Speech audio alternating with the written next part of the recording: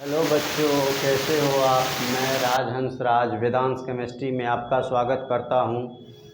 तो आज का जो सेशन हमारा होने वाला है बहुत ही शानदार सेशन होने वाला है। तो इसको जो है सो पूरा वीडियो देखिएगा कि क्या है इस सेशन में, और आपको बहुत अच्छे से समझ में आएगा। तो आज का जो क्लास है उस क्लास के तरफ हम लोग चलते हैं कि आज का क्लास हमारा क्या है, आज का सेशन हमारा क्या है। ठीक है, तो आज का जो हमारा सेशन है वो स्पेस लैटिस क्या है, तो स्पेस लैटिस या क्रिस्टल लैटिस, स्पेस लैटिस या क्रिस्टल लैटिस होता क्या है, नहीं होता क्या है। तो हम लोग पढ़े हैं पीछे के क्लास में, नहीं पीछे के क्लास में क्रिस्टलाइन सॉलिड क्या होता है, नहीं क्रिस्टलाइन सॉलिड क्या होता है। तो एक क्रिस्टलाइन सॉलिड लेते हैं, ठीक है। ये मान लीजिए कोई क्रिस्टलाइन सॉलिड है। तो क्रिस्टलाइन सॉलिड होगा तो इसमें कॉन्स्टिट्यूएंट पार्टिकल जो होंगे वो एक्स वाई और जेड प्लेन में, एक्स वाई और जेड प्लेन में रेगुलरली अरेंज्ड होंगे। तो एक्स वाई और जेड प्लेन में रेगुलरली अरेंज्ड होगा, नहीं एक्स वाई और जेड प्लेन में रेगुलरली अरेंज्ड होगा। तो ये कौन सा सॉलिड कहलाएगा, क्रिस्टलाइन सॉलिड। कौन सा सॉलिड कहलाएगा, क्रिस्टलाइन सॉलिड कहलाएगा। ठीक है, क्रिस्टलाइन सॉलिड कहलाएगा। अब जो है स्पेस लैटिस या क्रिस्टल लैटिस होता क्या है, नहीं स्पेस लैटिस या क्रिस्टल लैटिस होता क्या है। तो एक्स प्लेन में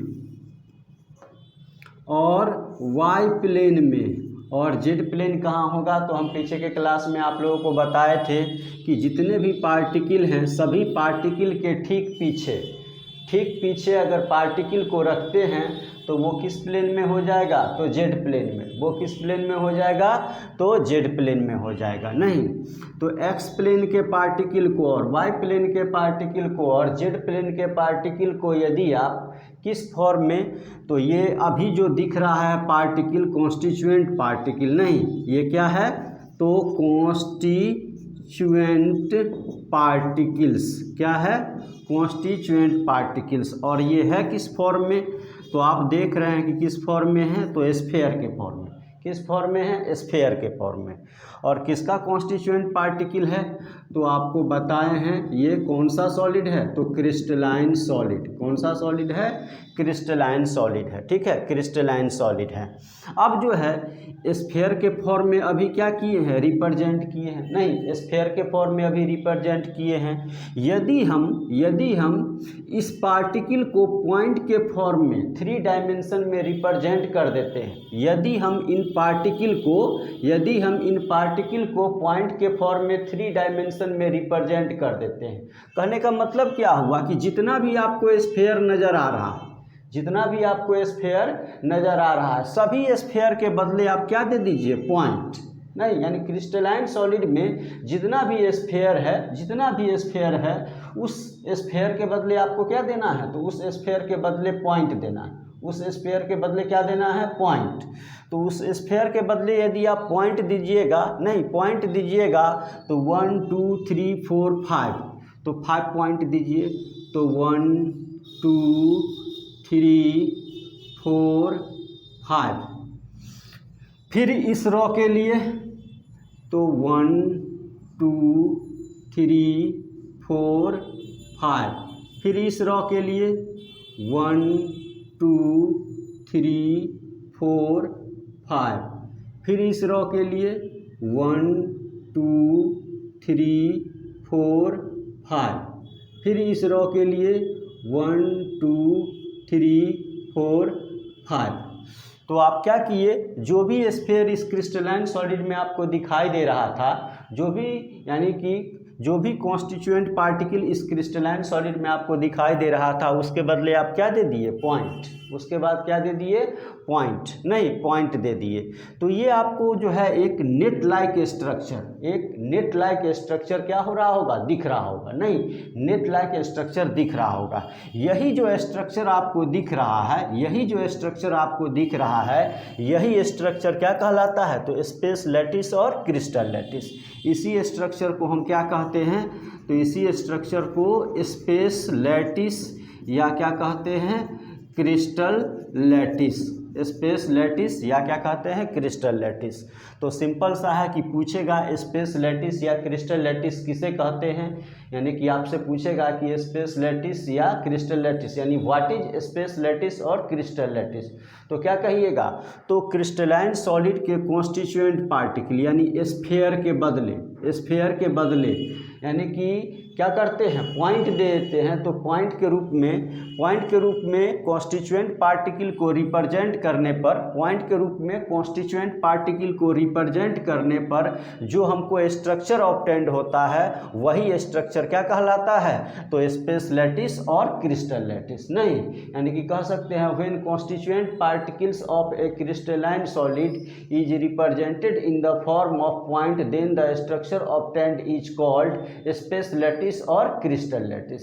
यानी क्रिस्टलाइन सॉलिड के कॉन्स्टिट्यूएंट पार्टिकल को पॉइंट के फॉर्म में किसमें, तो एक्स वाई और जेड प्लेन में, यानी कि 3 डायमेंशन में रिप्रेजेंट करते हैं। तो रिप्रेजेंट करने के बाद जो हमको स्ट्रक्चर ऑब्टेंड होता है वही स्ट्रक्चर क्या कहलाता है, स्पेस लैटिस और क्रिस्टल लैटिस, स्पेस लैटिस और क्रिस्टल लैटिस। तो डिफाइन इसको हम कर सकते हैं, the three dimensional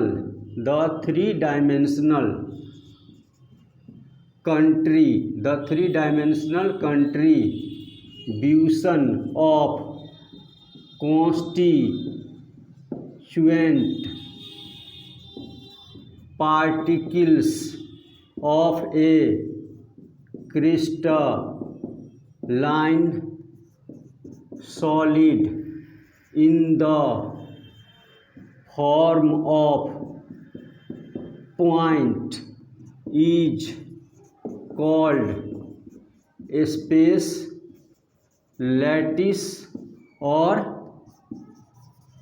crystal lattice is called the three-dimensional contribution of constituent particles of a crystalline solid in the form of point is called space lattice और crystal lattice। यानी कि crystalline solid के constituent particle को 3 dimension में point के form में represent करते हैं।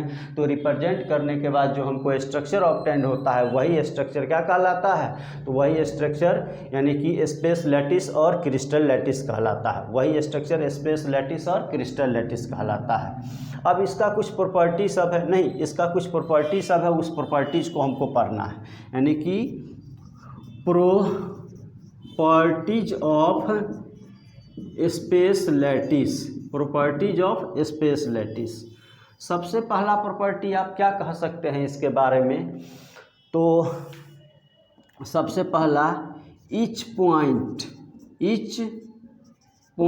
Of it represents constituent particles which may be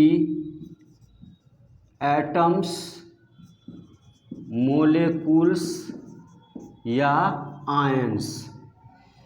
second में क्या कह सकते हैं, तो each point of it is called lattice point और लैटिस साइट। और थर्ड में क्या कह सकते हैं, तो when lattice points are joined by straight line then definite geometrical pattern is obtained। तो अब तीनों पॉइंट को बारी बारी से हम लोग समझते हैं और इतना अच्छा कॉन्सेप्ट आप लोगों को बता रहे हैं कि आप लोग कभी भी जीवन में इसको नहीं भूल पाइएगा, इसलिए वीडियो को पूरा देखिए, बहुत अच्छा कॉन्सेप्ट हम बता रहे हैं आप लोगों को। Each point of it represents constituent particles. ये हम पहले भी बताए हैं कि इसका ये जो हम पॉइंट दिए हैं किसके बदले दिए हैं, तो ये पॉइंट जो है हम कॉन्स्टिट्यूएंट पार्टिकल यानी कि स्फीयर के बदले दिए, नहीं कॉन्स्टिट्यूएंट पार्टिकल के बदले दिए हैं। तो इसका ईच पॉइंट किसको रिप्रेजेंट करता है, तो कॉन्स्टिट्यूएंट पार्टिकल को। इसका मतलब है कि जहाँ जहाँ पॉइंट है वहाँ वहाँ क्रिस्टलाइन सॉलिड का क्या होगा, तो कॉन्स्टिट्यूएंट पार्टिकल, यानी जहाँ जहाँ पॉइंट है वहाँ वहाँ क्रिस्टलाइन सॉलिड का क्या होगा, तो कॉन्स्टिट्यूएंट पार्टिकल, नहीं कॉन्स्टिट्यूएंट पार्टिकल। और जो क्या हो सकता है, तो जो एटम हो सकता है, मोलेकुल हो सकता है या आयन हो सकता है, नहीं एटम मोलेकुल या आयन हो सकता है, ठीक है। उसके बाद each point of it is called lattice point और लैटिस साइट, यानी कि ये जो पॉइंट है, ये जो पॉइंट है, इस पॉइंट को किस नाम से जानते हैं, तो इस पॉइंट को जो है, इस पॉइंट को लैटिस पॉइंट या लैटिस साइट के नाम से जानते हैं। यानी जितने भी पॉइंट हैं, जितने भी पॉइंट इस स्ट्रक्चर में आपको दिख रहे हैं, जितने भी पॉइंट आपको इस स्ट्रक्चर में दिख रहे हैं, सभी के सभी पॉइंट किस नाम से जाने जाते हैं, तो लैटिस पॉइंट या लैटिस साइट। जितने भी पॉइंट आपको दिख रहे हैं सारे के सारे पॉइंट किस नाम से जाने जाते हैं, तो लैटिस पॉइंट या लैटिस साइट। तो यानी कि स्पेस लैटिस या क्रिस्टल लैटिस का जो पॉइंट है वो किसको रिप्रेजेंट करता है, तो लैटिस पॉइंट या लैटिस साइट को। और वहाँ पे रहता क्या है, तो वहाँ पे कॉन्स्टिट्यूएंट पार्टिकल, किसका कॉन्स्टिट्यूएंट पार्टिकल, तो क्रिस्टलाइन सॉलिड का कॉन्स्टिट्यूएंट पार्टिकल। अब कहता है when lattice points are joined by, lattice points are joined by straight line, lattice point are joined by straight line, then definite geometrical pattern is obtained. अब क्या कीजिए, lattice point को straight line द्वारा मिलाइए, straight line द्वारा क्या कीजिए, मिलाइए। लैटिस पॉइंट को स्ट्रेट लाइन द्वारा आप मिलाइएगा तो आपको जो है ये जो ऑब्टेंड हुआ है, नहीं ये जो ऑब्टेंड हुआ है ये एक कोई ना कोई ज्योमेट्रिकल शेप है, ये कोई ना कोई एक क्या है, ज्योमेट्रिकल शेप है। तो लैटिस पॉइंट को या लैटिस साइट को हम स्ट्रेट लाइन द्वारा क्या करते हैं, मैच करते हैं, नहीं स्ट्रेट लाइन द्वारा क्या करते हैं, मैच करते हैं या ज्वाइन करते हैं।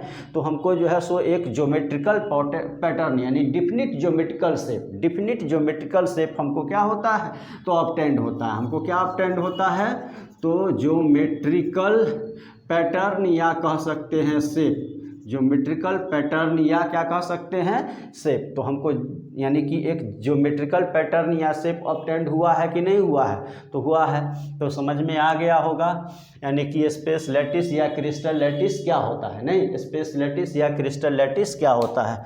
अब इससे आगे की तरफ हम लोग चलते हैं कि आगे क्या है हमारा।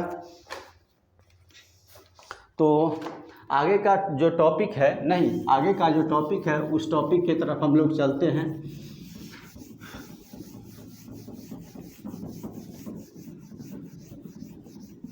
आप लोगों को सॉलिड स्टेट का बेस्ट कॉन्सेप्ट दिया जा रहा है, तो इसको जो है सो वीडियो को पूरा देखना है और वीडियो को पूरा देख करके वीडियो को लाइक, सब्सक्राइब और शेयर भी करना है कि अदर स्टूडेंट भी ये वीडियो देख करके इस कॉन्सेप्ट को क्लियर कर सके, इस कॉन्सेप्ट को क्या कर सके, क्लियर कर सके। अब जो है अगला जो हमारा टॉपिक है वो क्या है, तो अगला टॉपिक है यूनिट सेल। क्या है, यूनिट सेल।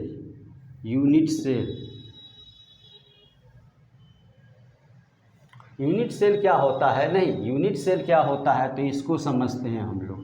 हम बताए थे अभी कुछ देर पहले, नहीं कि आप लैटिस पॉइंट या लैटिस साइट को स्ट्रेट लाइन द्वारा मैच कीजिएगा तो आपको कोई ना कोई ज्योमेट्रिकल पैटर्न या शेप क्या होगा, ऑब्टेंड होगा। ज्योमेट्रिकल पैटर्न या शेप क्या होगा, ऑब्टेंड होगा, ठीक है, ज्योमेट्रिकल पैटर्न या शेप ऑब्टेंड होगा।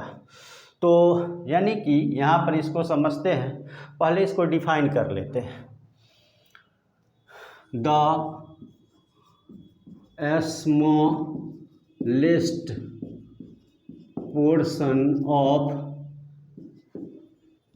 Smallest portion of crystal lattice which when repeated over and over again,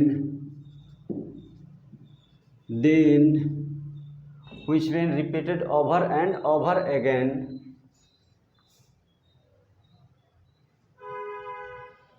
then whole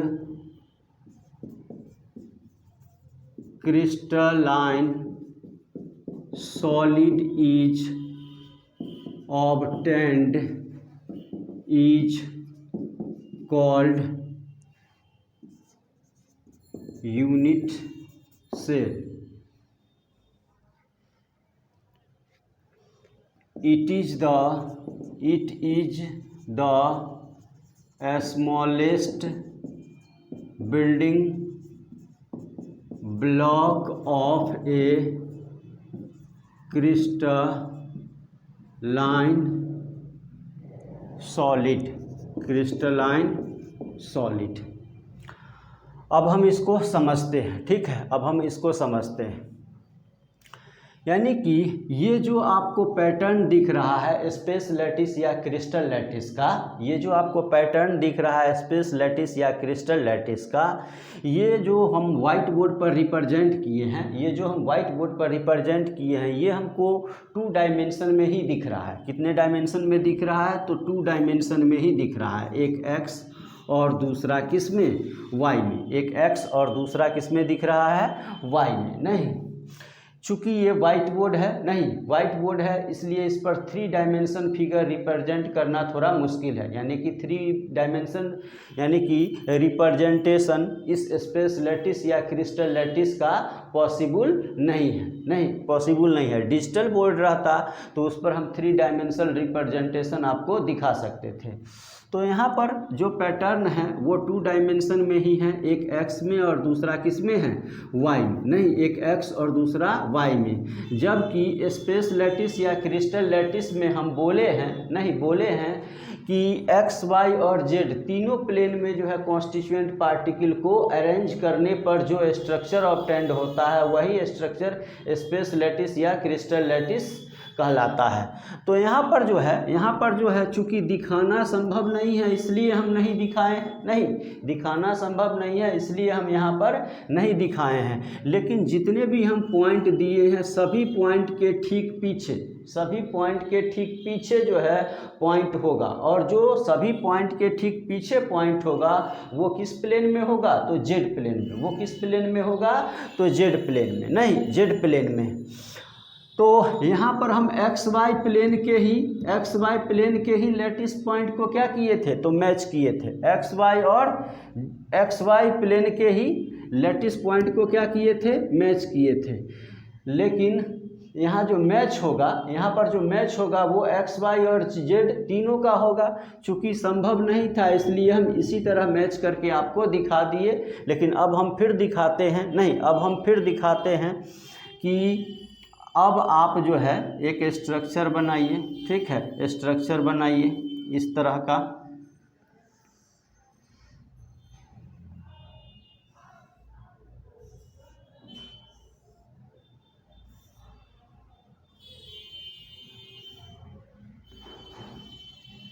अब जो है ये 1 2 3 4 ये जो 4 पार्टिकल है इसको यहाँ पर इस तरह दिखा दीजिए, ठीक है। 4 पार्टिकल को इस तरह दिखा दीजिए, हो गया। और फिर इसके पीछे भी 4 पार्टिकल होगा, तो इसके पीछे जो पार्टिकल होगा वो यहाँ पर होगा, इसके पीछे जो पार्टिकल होगा वो यहाँ पर होगा, इसके पीछे जो पार्टिकल होगा यहाँ पर होगा, और इसके पीछे जो पार्टिकल होगा यहाँ पर होगा, नहीं यहाँ पर होगा। अब जो है थर्ड पॉइंट जो प्रॉपर्टीज ऑफ स्पेस लैटिस का था, क्या था? तो when lattice point are joined by straight line then definite geometrical pattern are obtained. वो यहाँ पर कॉन्सेप्ट आपका क्लियर हो गया होगा, नहीं? क्योंकि इस स्ट्रक्चर में हम क्या किए हैं, तो इस स्ट्रक्चर में एक्स प्लेन के भी, वाई प्लेन के भी और जेड प्लेन के भी कॉन्स्टिट्यूएंट पार्टिकल को स्ट्रेट लाइन द्वारा क्या किए हैं? मैच किए हैं। स्ट्रेट लाइन द्वारा क्या किए हैं? मैच किए हैं।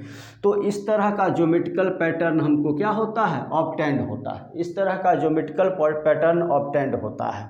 तो इस तरह का जो ज्योमेट्रिकल पैटर्न ऑब्टेंड होता है ये क्यूब जैसा है। कैसा है, क्यूब जैसा है। तो ऐसा पैटर्न यहाँ पर ऑब्टेंड हुआ है तो यहाँ पर भी ऑब्टेंड होगा, यहाँ पर भी होगा, यहाँ पर भी होगा, यहाँ पर भी, यहाँ पर भी, यहाँ पर भी, यहाँ पर भी, यहाँ पर भी, यहाँ पर भी, यहाँ पर भी, यहाँ पर भी, यानी कि पूरे के पूरे स्ट्रक्चर में इस तरह का यानी कि शेप हमको क्या होगा, ऑब्टेंड होगा। शेप क्या होगा, ऑब्टेंड होगा, नहीं शेप ऑब्टेंड होगा।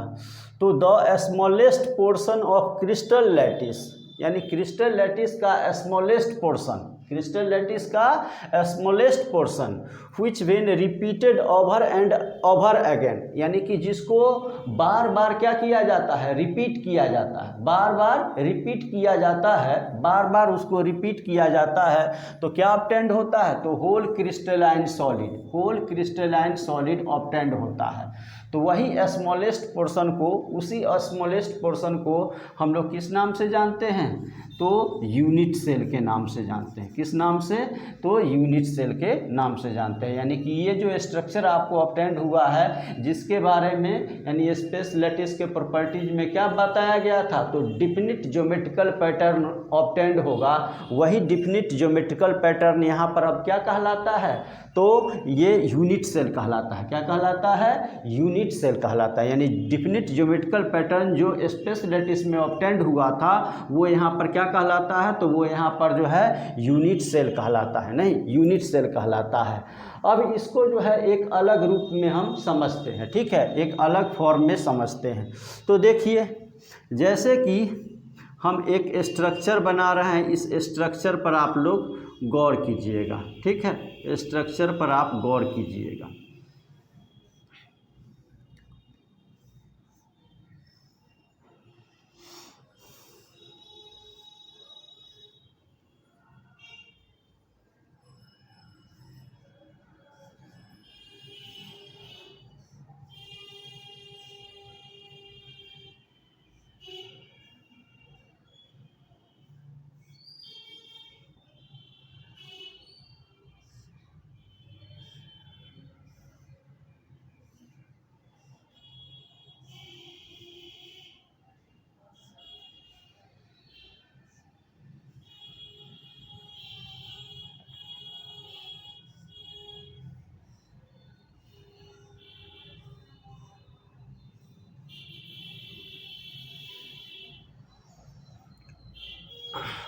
आप इस स्ट्रक्चर को ध्यान दीजिएगा तो आपको कुछ न कुछ नज़र आ रहा होगा। इस स्ट्रक्चर को देखने के बाद, नहीं इस स्ट्रक्चर को देखने के बाद कुछ ध्यान में आ रहा होगा।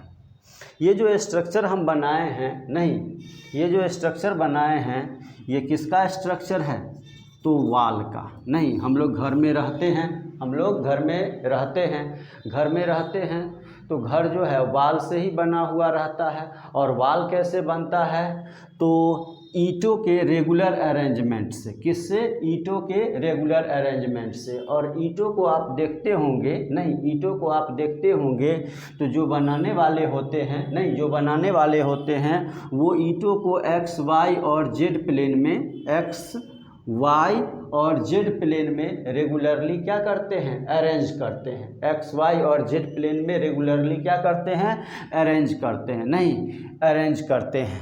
तो यहाँ पर जो है, यहाँ पर जो है यानी कि ये जो स्ट्रक्चर होगा ब्रिक का, नहीं वो वास्तव में किस तरह का स्ट्रक्चर होता है, तो आप ब्रिक के स्ट्रक्चर को देखे होंगे, ब्रिक को देखे होंगे तो ब्रिक का वास्तव में इस तरह का क्या होता है, शेप होता है, इस तरह का शेप होता है, ठीक है। ब्रिक इसी तरह का होता है, नहीं ब्रिक इसी तरह का होता है। तो आप देख रहे हैं इससे मिलता जुलता ये शेप है कि नहीं है, इससे मिलता जुलता शेप है। तो ये भी क्या होगा, तो ये भी यूनिट सेल जैसा होगा, ये भी क्या होगा, तो यूनिट सेल जैसा होगा, क्योंकि इससे मिलता जुलता क्या है, इसका शेप है, नहीं इससे मिलता जुलता शेप है।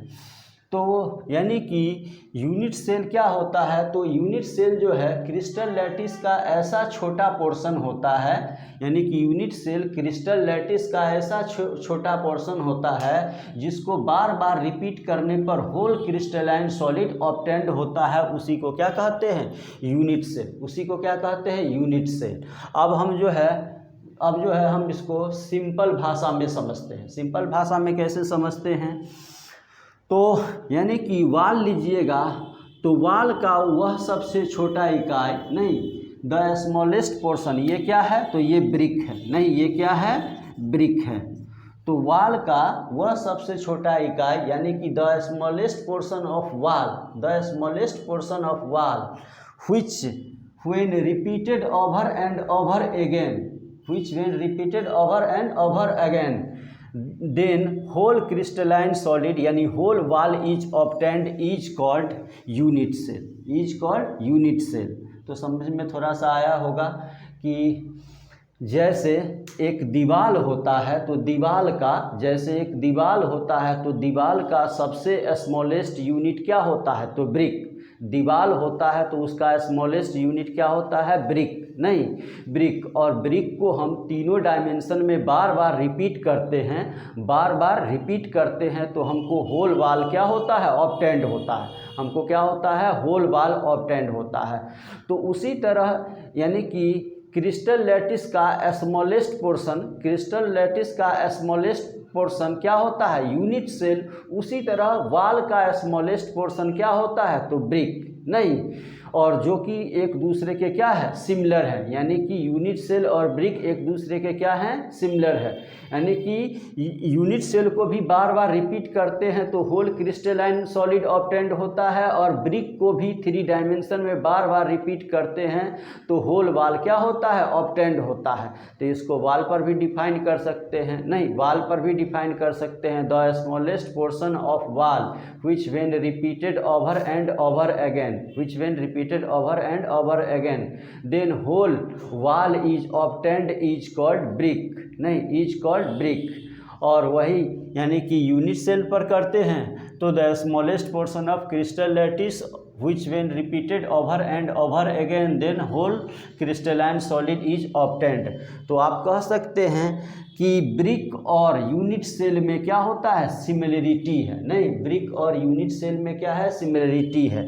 दोनों एक ही जैसा स्ट्रक्चर है, दोनों एक ही जैसा ज्योमेट्रिकल पैटर्न है, नहीं, दोनों एक ही जैसा ज्योमेट्रिकल पैटर्न है। जिस तरह वाल में ईंट को बार बार रिपीट करके, जिस तरह वाल में ईंट को, ब्रिक को बार बार रिपीट करके बड़ा सा वाल तैयार किया जाता है, उसी तरह यानी यूनिट सेल को एक्स वाई और जेड प्लेन में बार बार रिपीट करके क्या बनाया जाता है, तो क्रिस्टलाइन सॉलिड, क्या बनाया जाता है, तो crystalline solid.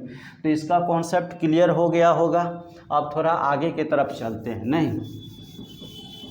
Properties of unit cell, क्या हम लोगों को पढ़ना है, प्रॉपर्टीज ऑफ यूनिट सेल पढ़ना है। तो प्रॉपर्टीज ऑफ यूनिट सेल देख लेते हैं।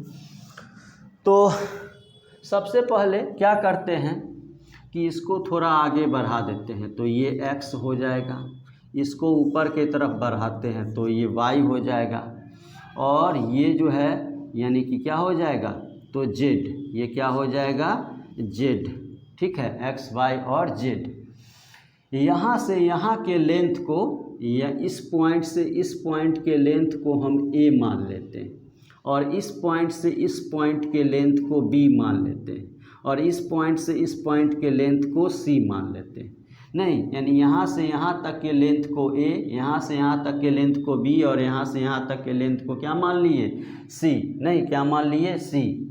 उसके बाद यानी कि a और b के बीच के एंगल को अल्फ़ा मान लेते हैं, b और c के बीच के एंगल को बीटा मान लेते हैं, नहीं, और फिर c और a के बीच के एंगल को गामा मान लेते हैं। यानी कि x और y के बीच के एंगल को अल्फ़ा, y और z के बीच के एंगल को बीटा, और z और x के बीच के एंगल को क्या मान लेते हैं, तो गामा, क्या मान लेते हैं, गामा, नहीं। तो आप कह सकते हैं प्रॉपर्टीज ऑफ किस में, तो properties of unit cell. Unit cell का क्या क्या प्रॉपर्टी होगा उसको हम लोग देखते हैं, ठीक है। फर्स्ट प्रॉपर्टी में A B C are the three edges of unit cell which are along with x, y and z axis, x, y and z axis। A B C unit cell में क्या होते हैं, 3 as होते हैं। 3 as कैसे होते हैं, तो ए यूनिट सेल के लेंथ को रिप्रेजेंट करता है, बी हाइट को रिप्रेजेंट करता है और सी विड्थ को रिप्रेजेंट करता है। इसलिए ए बी सी को यूनिट सेल का 3 एज माना जाता है। और ए को किसके अलोंग लेते हैं, तो एक्स एक्सिस के अलोंग, बी को किसके अलोंग लेते हैं, तो वाई एक्सिस के अलोंग, और सी को किसके अलोंग लेते हैं, तो जेड एक्सिस के अलोंग। तो पूछेगा यूनिट सेल में कितना एज होता है, तो 3 एज। कौन कौन, तो ए बी सी, और किस प्लेन के तरफ रहता है, तो ए एक्स के तरफ, बी वाई के तरफ और सी जेड के तरफ। ए किसको रिप्रेजेंट करता है, तो ए जो है एज जो है यानी कि length of unit cell, B height of unit cell, और C width of unit cell को क्या करता है, रिप्रेजेंट करता है। इसका मतलब है कि हमको अगर ए बी सी पता रहे तो यूनिट सेल कितना लंबा है, कितना उसका हाइट है और कितना उसका विड्थ है, ये हम बता सकते हैं कि नहीं बता सकते हैं। तो A B C 3 edges unit cell में क्यों लिया जाता है, समझ में आ गया होगा नहीं, यानी ए से उसके लेंथ, बी से हाइट और सी से विड्थ का क्या होता है, पता चलता है। और ए बी सी पता हो तो ये तीनों हम यूनिट सेल के बारे में क्या कर सकते हैं, बता सकते हैं। यूनिट सेल के बारे में हम क्या कर सकते हैं, बता सकते हैं। उसके बाद सेकेंड में क्या है, तो सेकेंड में है alpha beta and gamma are the angle between edges. नहीं, अल्फ़ा बीटा और गामा जो है एज के बीच का क्या है, एंगल है। अल्फ़ा बीटा और गामा जो है एज के बीच का क्या है, एंगल है। नहीं, यानी ए और बी के बीच कितना एंगल होगा वो किससे पता चलेगा, तो अल्फ़ा से। बी और सी के बीच कितना एंगल होगा वो किससे पता चलेगा, तो बीटा से। और सी और ए के बीच कितना एंगल होगा वो किससे पता चलेगा, तो गामा से। इसका मतलब है कि अल्फ़ा बीटा और गामा हमको पता रहे तो हम एज के बीच का एंगल क्या कर सकते हैं, बता सकते हैं। एज के बीच का एंगल क्या कर सकते हैं, बता सकते हैं। उसके बाद थर्ड में दीज एजेज में और may not be mutually perpendicular. यानी कि ये एज जो है नहीं, यानी कि 3 एज है। कौन कौन, तो ए बी सी और alpha beta A B C. ये एज जो है एक दूसरे के परपेंडिकुलर हो भी सकता है और परपेंडिकुलर नहीं भी हो सकता है। नहीं, ये एज जो है एक दूसरे के परपेंडिकुलर हो भी सकता है और नहीं भी हो सकता है। परपेंडिकुलर होने का मतलब क्या हुआ, तो एज यानी एज के बीच का एंगल 90 डिग्री हो भी सकता है और नहीं भी हो सकता है, यानी कि 90 डिग्री से कम भी हो सकता है और 90 डिग्री से ज़्यादा भी। और 90 डिग्री होगा तो परपेंडिकुलर नहीं, और 90 डिग्री नहीं होगा यानी 90 डिग्री से कम या ज़्यादा होगा, 90 डिग्री से कम या ज़्यादा होगा तब वो क्या होगा, तो तब वो जो है सो परपेंडिकुलर नहीं होगा। इसलिए लिखे हैं दीज एजेज में और may not be mutually perpendicular. These edges में और may not be mutually perpendicular, यानी कि ये एज परपेंडिकुलर हो भी सकते हैं और परपेंडिकुलर नहीं भी हो सकते हैं। उसके बाद फोर्थ में है there are 6 parameters in each unit cell. कौन कौन, which आर कह सकते हैं, which are A B C alpha beta and gamma, यानी कि ए बी सी और अल्फ़ा बीटा और गामा, ए बी सी और अल्फ़ा बीटा और गामा को यूनिट सेल का क्या कहा जाता है, पैरामीटर। नहीं, यूनिट सेल का क्या कहा जाता है, पैरामीटर। और आपसे पूछे कि यूनिट सेल में, नहीं यूनिट सेल में कितने पैरामीटर होते हैं, यूनिट सेल में कितने पैरामीटर होते हैं, तो आप क्या कह सकते हैं, 6।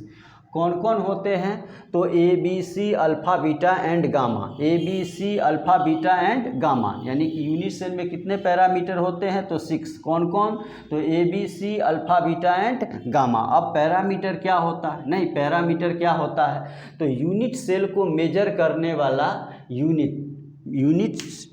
यूनिट सेल को मेजर करने वाला पैरामीटर किसको कहेंगे, तो जो यूनिट सेल को क्या करता है, मेजर करता है, जो यूनिट सेल को क्या करता है, मेजर करता है, ठीक है, जो यूनिट सेल को मेजर करता है, ठीक है। तो ए बी सी कैसे मेजर करता है, तो अगर ए बी सी और alpha beta gamma, A B C और अल्फ़ा बीटा और गामा, नहीं ए बी सी और अल्फ़ा बीटा और गामा का वैल्यू आपको पता है, तो यूनिट सेल का शेप कैसा होगा, यूनिट सेल का शेप कैसा होगा, आप इन पैरामीटर की मदद से आप उसका एग्जैक्ट शेप बता सकते हैं, आप उसका एग्जैक्ट शेप बता सकते हैं, जो कि हम नेक्स्ट क्लास में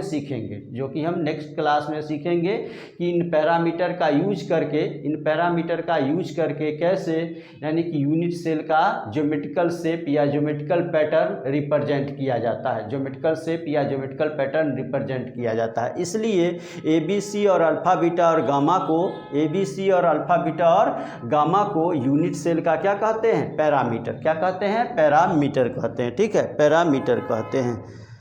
उसके बाद लास्ट में है there are 8 corners 12 edges and 6 faces in each unit cell. अब ये होता क्या है, नहीं तो जितने भी यूनिट सेल होते हैं सभी यूनिट सेल में कितना कॉर्नर होता है, तो 8 कॉर्नर। काउंट कर लीजिए, 1 2 3 4 5 6 7 8, कितना, तो 8 कॉर्नर, यानी जितना भी यूनिट सेल होगा सभी में कॉर्नर कितना होगा, तो 8। ये सब याद रखने वाला है, ठीक है। यानी कॉर्नर यूनिट सेल में कितने होते हैं, तो 8। कितने कॉर्नर होते हैं, तो 8 नहीं 8 कॉर्नर होते हैं। कौन कौन होता है, तो दिख रहा है। उसके बाद 12 एजेज, तो एज इसको कहते हैं, तो काउंट कर लीजिए, एज काउंट कीजिएगा, तो ऊपरी सरफेस पर 1 2 3 4 5 6 7 8 9 10 11 12, तो 12 एजेज हो गया, नहीं 12 एजेज और 6 फेसेज। फेस किसको कहते हैं, तो ये वाला जो पार्ट है, इस पार्ट को क्या कहते हैं, फेस। जैसे कि ये वाइट बोर्ड आपको दिख रहा है, इस वाइट बोर्ड का शेप भी यूनिट सेल जैसा है, इस वाइट बोर्ड का शेप भी क्या है, यूनिट सेल जैसा है। तो इस वाइट बोर्ड को आप देखते हैं, तो जिस पार्ट में हम अभी लिख रहे हैं ये इसका क्या होगा, फेस। तो आप इसके फेस को अगर काउंट कीजिएगा, तो एक फेस इधर, तो एक फेस इस वाइट बोर्ड के पीछे, एक फेस इधर, तो एक फेस व्हाइट बोर्ड के पीछे, फिर एक फेस साइड में, फिर एक फेस उस साइड में, फिर एक फेस नीचे और फिर एक फेस ऊपर हो जाएगा, तो 6 फेसेज। तो आप जो है एक माचिस ले लीजिएगा और माचिस में जो है सो कॉर्नर काउंट कीजिएगा, एज काउंट कीजिएगा, नहीं उसका भी शेप जो है यूनिट सेल जैसा होता है, और फेस काउंट कीजिएगा, आपको इतना ही आएगा। तो ये सब इम्पोर्टेंट पॉइंट है, इसको हमको क्या करना है, ध्यान में रखना है, जिसका एप्लीकेशन आगे होता है। ठीक है, आप जो है सो इस कॉन्सेप्ट के बिना आगे की पढ़ाई नहीं कर सकते हैं, आगे नहीं समझ सकते हैं, इसलिए इसको अच्छे से क्या करना है, याद रखना है। अब हम आगे की तरफ चलते हैं, क्योंकि हमारा यूनिट सेल का कॉन्सेप्ट भी क्या हो गया, क्लियर हो गया। फिर से बता रहे हैं आप लोगों को कि वीडियो को पूरा देखिए और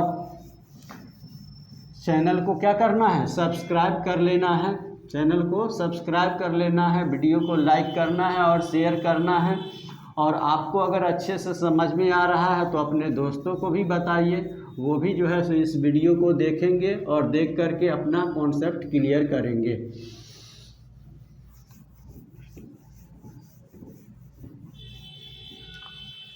तो यूनिट सेल समझ गए हम लोग। अब हम लोगों को देखना है टाइप्स ऑफ यूनिट सेल। क्या देखना है, types of unit cell, types of unit cell. Unit cell 2 type का होता है, नहीं यूनिट सेल 2 टाइप का होता है। कौन कौन होता है, तो एक होता है प्राइमिटिव या जिसको सिंपल या बेसिक यूनिट सेल कहते हैं, नहीं। और दूसरा होता है सेंटर्ड यूनिट सेल। क्या होता है, सेंटर्ड यूनिट सेल। यानी यूनिट सेल 2 टाइप के होते हैं। ये कॉन्स्टिट्यूएंट पार्टिकल के नहीं यानी कि रिप्रेजेंटेशन के आधार पर 2 टाइप के होते हैं। ठीक है, रिप्रेजेंटेशन के आधार पर, यानी कि कॉन्स्टिट्यूएंट पार्टिकल यूनिट सेल के किस किस पार्ट में प्रेजेंट है, उसी आधार पर जो है यूनिट सेल कितने टाइप के होते हैं, तो 2 टाइप के, एक प्राइमिटिव और दूसरा सेंटर्ड। नहीं, प्राइमिटिव यूनिट सेल किसको कहते हैं, नहीं तो सबसे पहला है प्राइमिटिव यूनिट सेल। तो प्राइमिटिव यूनिट सेल कहते किसको हैं, तो देख लीजिए, the unit cell in which constituent particles are present only at the corners of unit cell is called primitive unit cell. ठीक है, प्राइमिटिव यूनिट सेल ऐसे रिप्रेजेंट नहीं किया जाता है। ठीक है, हम शॉर्ट में यहाँ पर लिख दिए हैं। It is also called simple या बेसिक यूनिट सेल। इसको सिंपल या बेसिक यूनिट सेल भी कहते हैं। It is represented by SCC। इसको शॉर्ट में कैसे लिखा जाता है, तो SCC, नहीं SCC। अब क्या बताए हैं, तो कॉन्स्टिट्यूएंट पार्टिकल यूनिट सेल के सिर्फ कहाँ प्रेजेंट रहे, कॉर्नर पे। कॉन्स्टिट्यूएंट पार्टिकल यूनिट सेल के कहाँ प्रेजेंट रहे, कॉर्नर पे, यानी केवल कॉर्नर पे प्रेजेंट रहे, तो उसको हम क्या कहते हैं, प्राइमिटिव यूनिट सेल। तो एक फिगर बना लीजिए, फिर यूनिट सेल का फिगर बनाना तो आप लोग सीख गए होंगे, तो फिगर बनाते हैं। ये यूनिट सेल हो गया। ठीक है, अब जो है कॉन्स्टिट्यूएंट पार्टिकल को हमको कहाँ रखना है, तो कॉर्नर पे। कॉर्नर होता कितना है, तो इसको याद रखना है, 8 कॉर्नर होता है, नहीं तो 1 2 3 4 5 6 7 8 नहीं 8। तो कहाँ से प्रेजेंट रहे, कॉर्नर पे प्रेजेंट रहे, तो ये कैसा यूनिट सेल होगा, तो प्राइमिटिव यूनिट सेल। कैसा यूनिट सेल होगा, तो प्राइमिटिव यूनिट सेल। ठीक है, तो सिंपल है, प्राइमिटिव यूनिट सेल में कॉन्स्टिट्यूएंट पार्टिकल कहाँ प्रेजेंट रहते हैं, तो only at the corners of unit cell, only at the corners of unit cell. Second में क्या है, तो सेकेंड में है सेंटर्ड यूनिट सेल, नहीं centred unit cell. Centred unit cell किसको कहेंगे, तो the unit cell, the unit cell in which constituent particles are present at the other parts of unit cell either than corners is called centered unit cell, is called centered unit cell, नहीं is called centered unit cell। तो centred unit cell में क्या होता है, तो centred unit में corner पे तो प्रेजेंट रहेगा ही, और कॉर्नर के अलावे जो है, कॉर्नर के अलावे यूनिट सेल के अदर पार्ट में भी, तो यूनिट सेल के अदर पार्ट में कहाँ कहाँ होगा उसको हम लोग देखेंगे, नहीं अदर पार्ट में भी प्रेजेंट रहेगा तो उसको सेंटर्ड यूनिट सेल, नहीं उसको क्या कहेंगे, सेंटर्ड यूनिट सेल। यानी कि कॉर्नर पे तो प्रेजेंट रहेगा ही, कॉर्नर पे प्रेजेंट रहेगा ही, और कॉर्नर के अलावे कहाँ कहाँ प्रेजेंट रहेगा, तो यूनिट सेल के अदर पार्ट में भी, यूनिट सेल के अदर पार्ट में भी, तब उसको हम क्या कहेंगे, सेंटर्ड यूनिट सेल, तब उसको हम क्या कहेंगे, centred unit cell. It is of three types, it is of three types. कौन कौन होता है, तो सबसे पहला होता है body centred unit cell, body centred unit cell. Second में होता है फेस सेंटर्ड यूनिट सेल, और थर्ड में होता है इंड सेंटर्ड यूनिट सेल। तो बारी बारी से हम लोग समझते हैं, ठीक है। तो सेकेंड में हमारा यानी कि अब हम लोगों को क्या पढ़ना है, तो अब हम लोग को पढ़ना है बॉडी सेंटर्ड यूनिट सेल, नहीं बॉडी सेंटर्ड यूनिट सेल किसका टाइप है, तो सेंटर्ड यूनिट सेल का, किसका टाइप है, सेंटर्ड यूनिट सेल का टाइप है, नहीं सेंटर्ड यूनिट सेल का टाइप है। तो अब जो है यानी कि फर्स्ट में body centred unit cell, body centred unit cell किसको कहेंगे, the unit cell in which constituent particles constituent particle is present at body center either than corners is called body centred unit cell, body centred unit cell. It is represented by, it is represented by BCC, इसको किसके द्वारा, BCC द्वारा। तो हम यहाँ पर एक चीज़ change किए थे, constituent particle is present at body centre either then corner, नहीं आइदर देन कॉर्नर।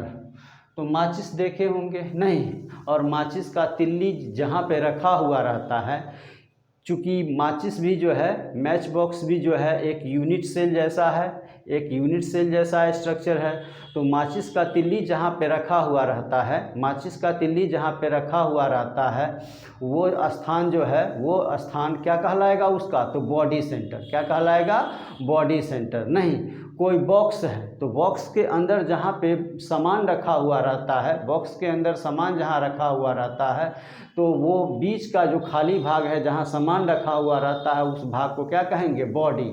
उस भाग को क्या कहेंगे, बॉडी। नहीं, उस भाग को क्या कहेंगे, बॉडी कहेंगे। और बॉडी सेंटर किसको कहेंगे, उसको हम लोग समझते नहीं। बॉडी सेंटर किसको कहा जाएगा उसको आप समझ लीजिए।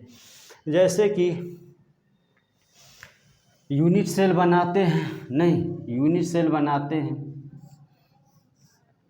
तो कॉर्नर पे तो कॉन्स्टिट्यूएंट पार्टिकल प्रेजेंट रहेगा ही, कॉर्नर पे कॉन्स्टिट्यूएंट पार्टिकल प्रेजेंट रहेगा ही। 1 2 3 4 5 6 7 8। और कॉर्नर के अलावे कहाँ प्रेजेंट रहेगा, तो बॉडी सेंटर पर, यानी कि इसके बीच वाले भाग में, यानी कि जहाँ पर खाली स्पेस है, वैकेंट स्पेस है, वहाँ पर। अब उस वैकेंट स्पेस का यानी कि बॉडी सेंटर क्या होगा, वैकेंट स्पेस का बॉडी सेंटर क्या होगा, तो आप इस लाइन को यहाँ से खींचिए तो यहाँ मिलाइएगा, ठीक है। फिर इस लाइन को जो है यहाँ से यहाँ मिलाए, अब यहाँ से यहाँ मिलाए अब, और इस लाइन को खींच करके यहाँ पर मिलाइए। ये बीच में कहीं पर क्रॉस होता है कि नहीं होता है, बीच में, यानी कि ठीक सेंटर पे जाके ये क्या होगा, क्रॉस होगा। ठीक सेंटर पे जाके ये क्या होगा, क्रॉस होगा। नहीं, ठीक सेंटर पे जाके क्रॉस होगा। तो ठीक सेंटर पे जाके जो क्रॉस होगा वही पोजीशन क्या कहलाता है, बॉडी सेंटर। वही पोजीशन क्या कहलाता है, बॉडी सेंटर। और पूरा का पूरा वैकेंट स्पेस, पूरा का पूरा वैकेंट स्पेस, नहीं, अंदर का जो पूरा का पूरा वैकेंट स्पेस है वो क्या कहलाएगा, बॉडी। वो क्या कहलाएगा, बॉडी। लेकिन ठीक उसके सेंटर का जो भाग होगा वो क्या कहलाएगा, बॉडी सेंटर। नहीं, तो कॉर्नर पे तो प्रेजेंट रहेगा ही, और कॉर्नर के अलावे कहाँ प्रेजेंट रहे, बॉडी सेंटर पर प्रेजेंट रहे, तो उसको हम क्या कहते हैं, बॉडी सेंटर्ड यूनिट सेल। उसको क्या कहते हैं, बॉडी सेंटर्ड यूनिट सेल, ठीक है। उसके बाद हम लोगों को अगला जो नेक्स्ट है वो क्या है, तो face centred unit cell. Face centred unit cell, face centred unit cell. तो यानी कि सेकेंड में हम लोगों को देखना है, नहीं, सेकेंड में हम लोगों को देखना है face centred unit cell. Face centred unit cell. तो the unit cell in which constituent particles are present at the each faces of unit cell either then corners is called face centered unit cell। और इसको किसके द्वारा represent करते हैं, तो FCC द्वारा। किसके द्वारा, एफसीसी, यानी it is represented bye FCC. FCC का मतलब क्या होता है, तो face centred cubic crystal. Face centred cubic crystal. Face centred cubic crystal, ठीक है। अब जो है फिर एक फिगर बनाते हैं यूनिट सेल का, नहीं, यूनिट सेल का।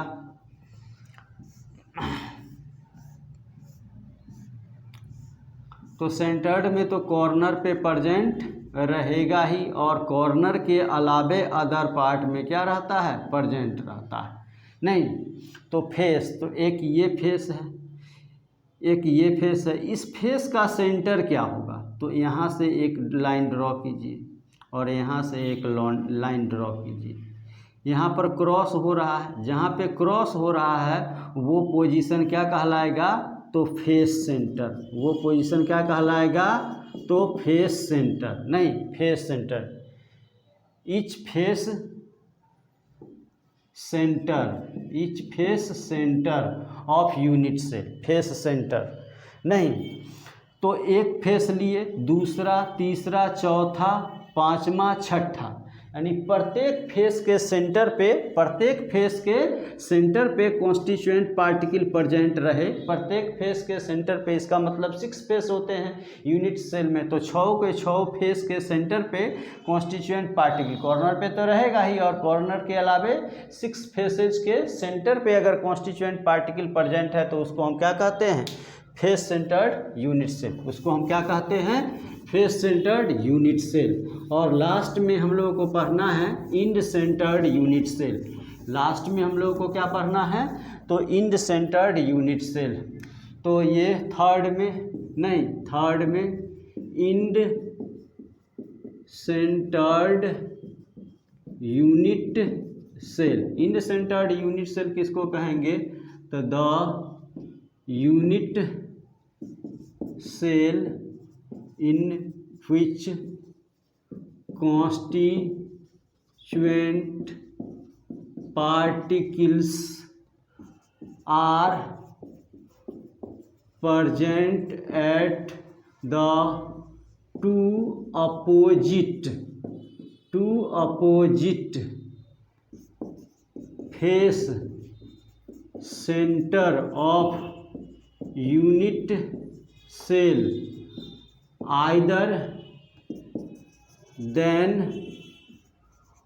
corners is called end centered unit cell. End centered unit cell।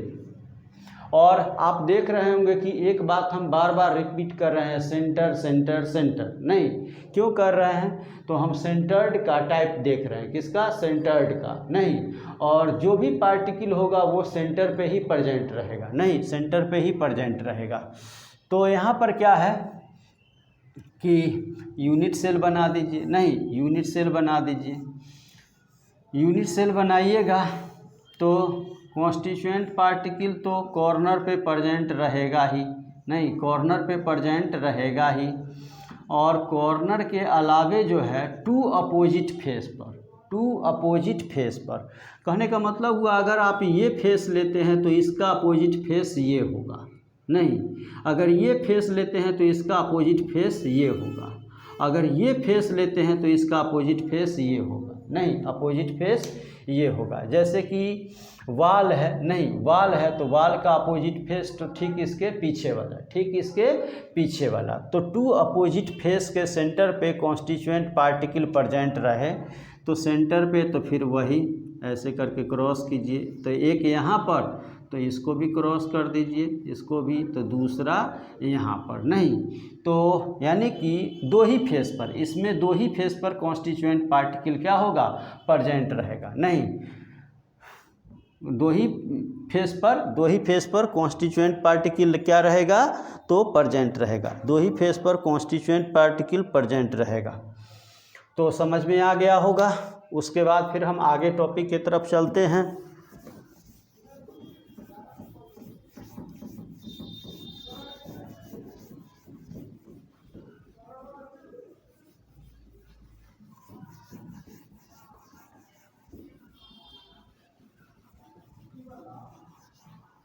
आगे का जो हमारा टॉपिक है वो क्या है?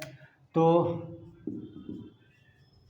Calculation of number of atoms in a unit cell.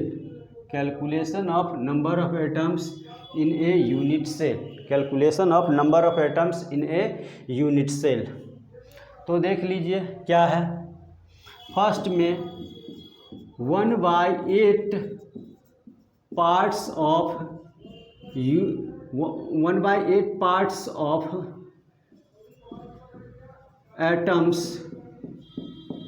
present at the corners of unit cell. Unit cell के कॉर्नर पे कितना पार्ट प्रेजेंट रहता है? 1/8 पार्ट।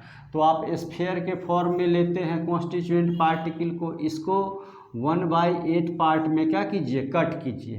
तो ये 1/8 पार्ट होगा, नहीं 1/8 पार्ट होगा। तो यही 1/8 पार्ट जो है, वही 1/8 पार्ट कहाँ पर प्रेजेंट रहता है, तो कॉर्नर पे। कहाँ पे, कॉर्नर पे। इसलिए कॉर्नर जो है यहाँ से क्या होता है, तो नुकीला होता है। नहीं, कॉर्नर कैसा होता है, नुकीला होता है, ठीक है, नुकीला होता है। उसके बाद सेकेंड में 1/2 parts of atom is present at the faces of unit cell। Face पर कितना, तो 1/2 पार्ट। कितना, तो 1/2 पार्ट। तो दो पार्ट में इसको डिवाइड कर दीजिए, ये 1/2 पार्ट, नहीं 1/2 पार्ट। उसके बाद जो है थर्ड में 1/4 parts of atom is present at edges of unit cell। Edge पर कितना, तो 1/8 पार्ट और 1/4 पार्ट। तो स्फीयर को 1/4 पार्ट में काट करके घर पे प्रैक्टिस कर सकते हैं। नहीं, घर पे आपके घर में जो है सो आलू होगा, पोटैटो होगा, पोटैटो को क्या करना है, तो 4 पार्ट में डिवाइड करना है। कितने पार्ट में, तो 4 पार्ट में। और 4 पार्ट में डिवाइड करके देख लीजिएगा 1/4 पार्ट कितना होता है। और फोर्थ में whole atom is present at the body center of unit cell। यानी कि body centre of unit cell में कितना प्रेजेंट रहता है, तो होल एटम, नहीं होल एटम। अब जो है आगे हम लोगों को देखना है एक ट्रिक। नहीं, यूनिट सेल और कॉन्स्टिट्यूएंट पार्टिकल्स हम लोग पढ़े थे। सिंपल यूनिट सेल SCC, उसके बाद पढ़े थे body centred unit cell, face centred unit cell और इंड सेंटर्ड यूनिट सेल, यही ना पढ़े थे। तो आप देखिएगा तो यानी कि ऑल कॉर्नर्स, इसमें कॉन्स्टिट्यूएंट पार्टिकल कहाँ प्रेजेंट रहता है, ऑल कॉर्नर्स, यानी ओनली कॉर्नर्स पे। बॉडी सेंटर्ड में तो बॉडी सेंटर प्लस कॉर्नर्स, ये याद करने का स्मॉल मतलब ट्रिक है, इजीली आप इसको याद रख सकते हैं। फेस सेंटर्ड में नहीं, तो ईच फेस आप प्लस क्या होगा, कॉर्नर्स। और इंड सेंटर्ड में 2 अपोजिट फेस या 2 अपोजिट फेस आप प्लस क्या होगा, तो कॉर्नर्स। शॉर्ट में आप इसको याद रख सकते हैं। सिंपल यूनिट सेल में कहाँ पर, तो जितने भी कॉर्नर हैं सभी कॉर्नर पर। बॉडी सेंटर में तो बॉडी सेंटर प्लस कॉर्नर्स। उसके बाद फेस सेंटर्ड में तो ईच फेस कहने का मतलब 6 फेस पर, नहीं, और 2 अपोजिट फेस कहने का मतलब 2 फेस पर, 2 अपोजिट फेस कहने का मतलब 2 फेस पर। और 8 के 8 कॉर्नर पे प्रेजेंट तो रहेगा ही, नहीं 8 के 8 कॉर्नर पे प्रेजेंट रहेगा ही, 8 के 8, और यहाँ पर भी 8 ही होगा। और यहाँ बॉडी सेंटर है तो 1 होगा, ठीक है, बॉडी सेंटर है तो 1 होगा, नहीं तो बॉडी सेंटर एक गो होबे करता है यूनिट सेल में। उसके बाद हम लोगों को जो देखना है पोजीशन और कंट्रीब्यूशन, ये भी शॉर्ट ट्रिक है याद रखने का, शॉर्ट ट्रिक है। तो सबसे पहला कॉर्नर लेते हैं, क्या लेते हैं, कॉर्नर पे कितना 1/8 पार्ट्स। उसके बाद एज ले लेते हैं, एज पर कितना, तो 1/4 पार्ट। फेस पर कितना, तो 1/2 पार्ट। और बॉडी सेंटर में, तो बॉडी में बॉडी सेंटर में तो एक नहीं, बॉडी सेंटर में एक, तो एक यानी कि पूरा का पूरा प्रेजेंट रहता है। तो ईजिली आप याद रख सकते हैं, नहीं ईजिली आप याद रख सकते हैं कि कॉर्नर पे कितना तो 1/8 पार्ट, एज पे कितना तो 1/4 पार्ट, फेस पे कितना तो 1/2 पार्ट, बॉडी सेंटर पे कितना तो 1। तो यानी कि ये पूरा का पूरा जो है, ये पूरा का पूरा जो है यानी कि शॉर्ट में याद रखने का हो गया। यूनिट सेल इतना ही होता है और यूनिट सेल का कॉन्सेप्ट क्या होता है वो भी इतना ही होता है, इससे ज़्यादा नहीं होता है। उतना डिफिनीसन हमको याद रखने का ज़रूरी नहीं है, क्योंकि आप पढ़े हैं। पूरा अगर वीडियो देखे होंगे तो आपको समझ में आ ही गया होगा। नहीं, पूरा वीडियो अगर देखे होंगे तो समझ में आ ही गया होगा। तो समझ में आ गया तो बस हमको इतना क्या करना है, याद रखना है। अब जो है यानी कि कुछ क्वेश्चन सब हम बनाते हैं, कुछ क्वेश्चन सब हम क्या करते हैं, बनाते हैं। जो हम कॉन्सेप्ट पढ़े हैं उस पर कुछ क्वेश्चन सब बना करके हम लोग देखते हैं, ठीक है। कुछ क्वेश्चन सब बना करके हम लोग देखते हैं। तो यानी कि example first in simple unit cell में हमको नंबर ऑफ एटम्स क्या करना है, कैलकुलेट करना है, क्योंकि हम लोग पढ़ रहे थे calculation of number of atoms. तो सिंपल यूनिट सेल में नंबर ऑफ एटम्स क्या करना है, कैलकुलेट करना है। तो नंबर ऑफ एटम्स नहीं, तो नंबर ऑफ एटम्स निकालिएगा तो ऑल कॉर्नर्स, क्या कहता है, ऑल कॉर्नर्स। ऑल मतलब कितना कॉर्नर, तो 8 कॉर्नर, और कॉर्नर पे रहता कितना है, तो 1/8। कॉर्नर पे रहता कितना है, 1/8। इसको इस तरह समझ सकते हैं, नहीं इसको आप इस तरह समझ सकते हैं कि 8 कॉर्नर है, क्या है, 8 कॉर्नर है, ठीक है, 8 कॉर्नर है। और 8 कॉर्नर है और सभी कॉर्नर पर एक टॉफी रखा हुआ है, सभी कॉर्नर पर एक टॉफी रखा हुआ नहीं, तो एक कॉर्नर पे 1 कॉर्नर पे 1 टॉफी है, तो 8 कॉर्नर पे कितना टॉफी होगा, 1 कॉर्नर पर 1 टॉफी है तो 8 कॉर्नर पर कितना टॉफी होगा, तो 8 कॉर्नर पर 1 इंटू क्या होगा, 8, 1 इंटू 8 नहीं, 1 इंटू 8। तो कॉर्नर पे 1 टॉफी तो रहता नहीं है, कॉर्नर पे 1 टॉफी तो रहता नहीं है, तो कितना रहता है, तो 1/8, और कितना कॉर्नर पे, तो 8। तो कैंसिल कीजिएगा तो कितना आएगा, तो 1। तो अब आपसे पूछेगा सिंपल यूनिट सेल का फॉर्मेशन कितने एटम से होता है, तो 1 एटम से। कितने से, 1 एटम से।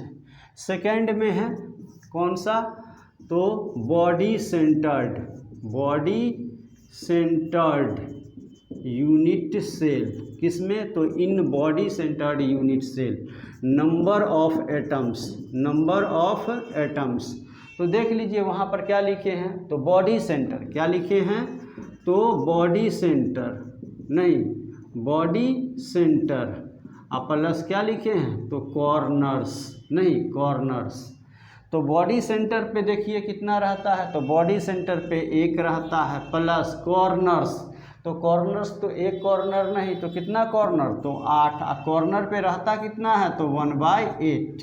बॉडी सेंटर, तो बॉडी सेंटर पे कितना, तो वहाँ हम लिखे हुए हैं बॉडी सेंटर पे 1, और कॉर्नर होता कितना है, तो 8, और 1 कॉर्नर पे कितना, तो 1/8।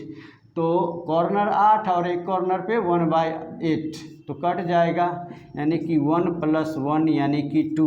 तो बॉडी सेंटर्ड यूनिट सेल का फॉर्मेशन कितने एटम से, तो 2 एटम से। कितने एटम से, 2 एटम से। अब 2 और बचा है हम लोगों का, नहीं अब 2 और बचा है हम लोगों का, क्या 2 बचा है, तो देख लेते हैं, यानी कि फेस सेंटर्ड। तो थर्ड में है, नहीं थर्ड में है इन फेस सेंटर्ड यूनिट सेल। तो नंबर ऑफ एटम्स क्या लिखना है, number of atoms face centred में कहाँ, तो ईच फेस, क्या ईच फेस, प्लस क्या है, corners, each face plus corners. Each मतलब 6 फेस होता है और फेस पे कितना, तो 1/2। ईच फेस, तो ईच मतलब 6 फेस, नहीं 6 फेस ही होता है यूनिट सेल में। और फेस पे कितना, तो 1/2। फेस पे कितना, तो 1/2। और कॉर्नर, तो कॉर्नर कितना होता है 8, और कॉर्नर पे 1/8, यानी कि एक कॉर्नर पे 1/8, तो 8 कॉर्नर पर, तो 8 इंटू 1/8, 8 इंटू 1/8, तो कैंसिल। और ये 3 टाइम्स, तो ये 1 टाइम्स, तो 3 + 1 यानी कितना होगा 4। 3 + 1 कितना होगा 4, यानी फेस सेंटर्ड यूनिट सेल का फॉर्मेशन कितने एटम से, तो 4 एटम से। और लास्ट में हम लोगों को देखना है इन